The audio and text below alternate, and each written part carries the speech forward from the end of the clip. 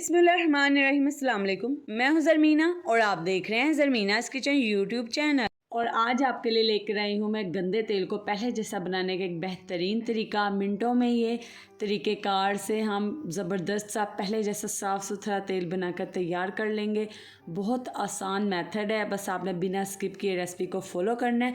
तो जी, जैसे कि आप जानते हैं रमज़ानुल मुबारक में हम बहुत सी चीज़ें फ्राई करते हैं स्नैक में, तो तेल बहुत ज़्यादा गंदा हो जाता है। जैसे कि आप ये देख सकते हैं, मैंने इसमें 3 से 4 मरतबा स्नैक फ्राई किए हैं, रोल किए हैं, समोसे किए हैं। तो आप देख सकते हैं इसका कलर डार्क पड़ गया और इसमें ज़र्रात भी हैं। इन चीज़ों के जो हमने फ्राई करके तैयार की थी, तो आप बिल्कुल इसे पहले जैसा कैसे बना सकते हैं। तो मेरे पास यहाँ पे हाफ़ लीटर के करीब तेल मौजूद है। ठीक है जी, आप दोबारा इसे रीयूज़ कैसे कर सकते हैं। इसमें से बिल्कुल भी आपको जो हमने पहले चीज़ें बनाई थी उसकी स्मेल भी नहीं आएगी। तो चले जी, रेसिपी हम शुरू करते हैं। यहाँ पर मैंने एक कप लिया और इसमें मैंने ऐड कर दिया आधा कप पानी। ठीक है, नॉर्मल पानी आपने इसमें ऐड करना है, ठंडा पानी नहीं आपने लेना। और 2 टेबलस्पून के करीब आपने इसमें ऐड कर देना है कॉर्नफ्लावर। ठीक है, 2 टेबलस्पून के करीब मैंने इसमें कॉर्नफ्लावर ऐड कर दिया है। अब आपने इसे पानी में अच्छे से मिक्स कर देना है। अगर आप 1 लीटर ऑयल को साफ़ करना चाहते हैं तो आप 1 कप पानी लीजिए और इसमें 4 टेबलस्पून के करीब कॉर्नफ्लावर ऐड कीजिए। तो जी, अब कॉर्नफ्लावर को पानी में अच्छे से मिक्स कीजिए। ठीक है, इसमें कोई भी गुठली बाकी ना रह सके। तो जी, इसी दरमियान अगर आप मेरे यूट्यूब चैनल पर पहली बार आए हैं या आप रेसिपीज देखते रहते हैं, तो जी रेसिपी को ज़रूर लाइक किया करें और चैनल को सब्सक्राइब करके बेल आइकन को ज़रूर प्रेस किया करें। इससे आपको मेरी आने वाली हर नई रेसिपी का नोटिफिकेशन वक्त पर मिल जाएगा। तो जी ये देखिए, अब जो कॉर्नफ्लावर हमने पानी में मिक्स किया था ना, उसे हमने ऑयल में ऐड कर दिया है।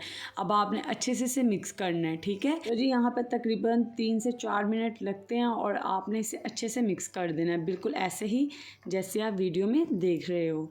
अब आपने यहाँ पे एक कढ़ाई लेनी है और अभी फ्लेम आपका ऑफ होना चाहिए। अब आपने जो हमने तेल में कॉर्नफ्लावर ऐड करके मिक्स किया उसे कढ़ाई में ऐड कर देना है।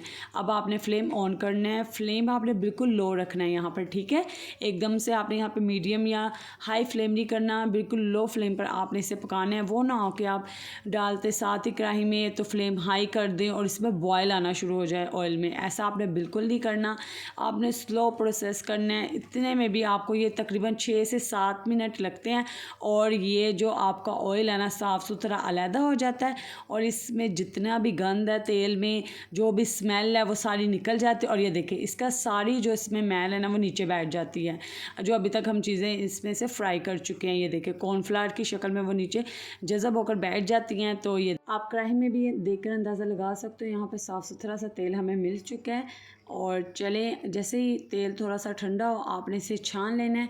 तो बड़ी छाननी लेनी है आपने और इस तरीके से आपने इसे नीचे एक बाउल रखें, उसके ऊपर छाननी रखें और तेल को आपने इसमें से छान लेना है।